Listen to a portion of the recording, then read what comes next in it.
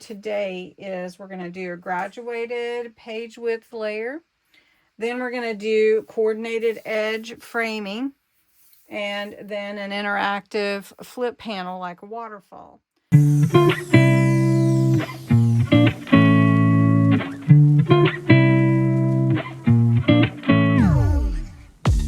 Hey everybody, Cindy A. Lewis here.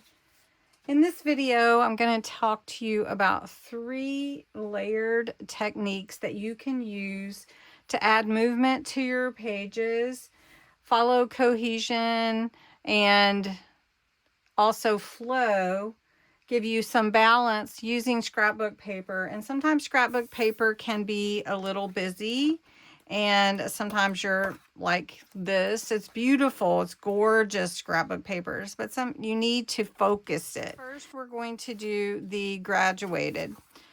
Your first layer is going to you would use 3 background pages. Your first layer is going to be the smallest. I've cut 3 different pieces of 1-inch page from the scrapbook paper. So I know that my first layer is going to be at least to here where I'm going to glue it to. So I'm going to take my tearing ruler and I am just going to, let's see, we measured it. Let's just put these on here so I know how wide I need to be. So my first graduated layer needs to be on the other side of a finger. And I'm going to just make 3 pages graduated. And we want to get them as straight as we can. But even if they're not, it's okay. Then this one is going to be the 2, right? So I know that. I'm just showing you an easy way where you don't have to measure. Okay? So we're going to tear it right here.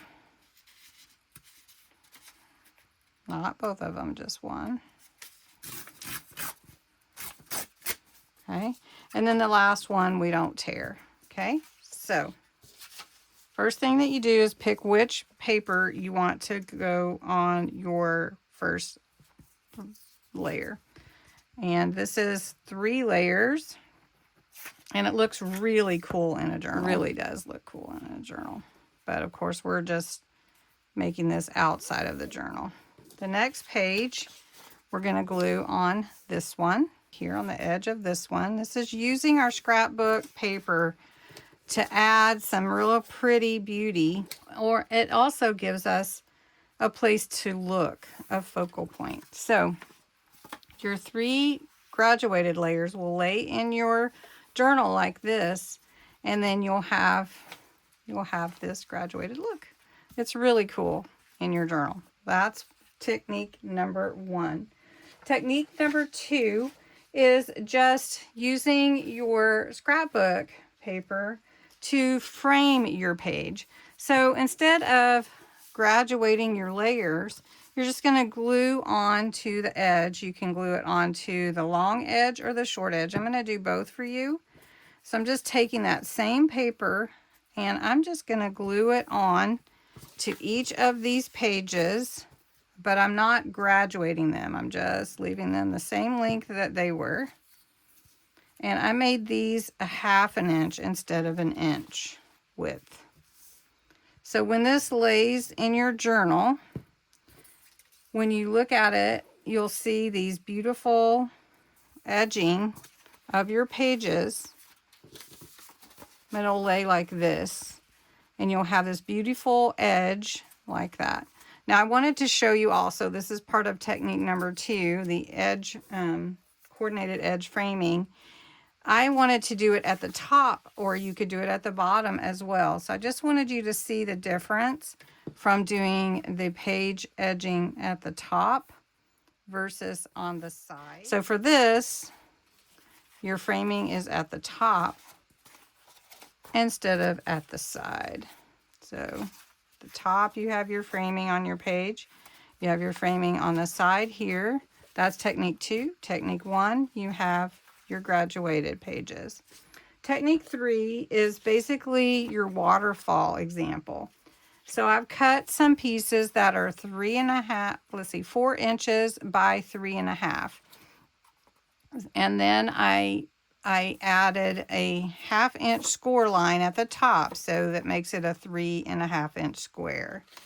And I would burnish these folds, but I'm just going to show you real quickly how to lay these so that they fit on your page properly and they act like a waterfall. These are double-sided, so pretty nice there.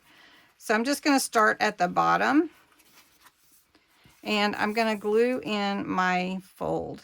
You could, if you wanted to, use washi to put your waterfall in. So what I call this, though, since it's not it's kind of a waterfall, but it's a flip movement. So it's going to flip like that. Then you want to take your next one and layer it over where you want your overlap to be. So you're going to take your glue on your folded edge, that score line where you scored a 1/2 inch. You're just going to line them up one right over the other. And this is great for like little notes or pictures. Really great for that. And if you want to cover that up, you can. But for these beautiful pages, I don't think it takes away at all because they're double-sided. So we're going to come up about the same amount. Lay down our... and continue until I've reached the top, or as far up as I want to go with my waterfall.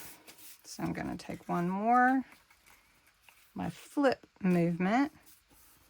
I think 4 is good. So then I have my flip movement like this. And I can put my picture, my notes, journaling, whatever I'd like to do. And that's the flip movement or the waterfall, technique number 3. So technique number 1, your graduated page edges with your scrapbook paper using the same paper.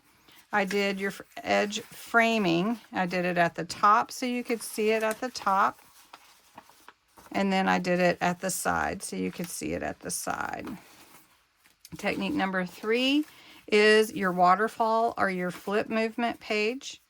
And that gives you that ability to flip those. Anyway, I hope you enjoyed this, and thanks so much for watching, and have a great day.